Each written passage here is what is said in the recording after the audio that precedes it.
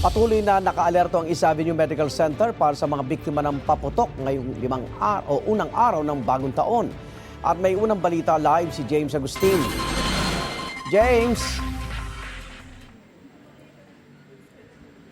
Igang good morning. Sa update na nakuha natin mula sa pamunuan nitong East Avenue Medical Center dito sa Quezon City, umabot na po sa 5 yung biktima ng paputok at pailaw na isinugod dito sa ospital ngayong January 1. Kabilang dyan ang 10 taong gulang na babae na tinamaan ng luces sa kanyang mata sa barangay Ode Balara, Quezon City. Ang isang 46 na taong gulang na lalaki natalsikan naman ng fountain sa kanyang braso. Ayon sa lalaki, nangyari ang insidente habang nanunood siya ng mga nagpapaputok sa kalsada. Sugatan din ang mukha ng isang babae matapos matalsikan ng fountain. Galing naman sa tala Caloocan ng isang 9 na taong gulang na lalaki na hindi maidilat ang kanyang mga mata at may mga lapno sa mukha matapos masabugan ng pulbura.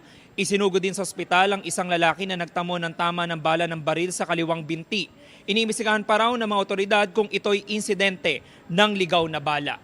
Samantala, Igan, dun sa obserbasyon natin dito sa labas ng emergency room nitong ospital, sa Magdamag, ang pinakamaraming naging pasyente nitong ospital na ito ay yung mga nasangkot sa vehicular accident sa pagsalubong sa bagong taon. Yan po muna yung latest mula dito sa East Avenue Medical Center. Ako po si James Agustin para sa GMA Integrated News. Igan, mauna ka sa mga balita, mag-subscribe na sa GMA Integrated News sa YouTube para sa iba't ibang ulat sa ating bansa.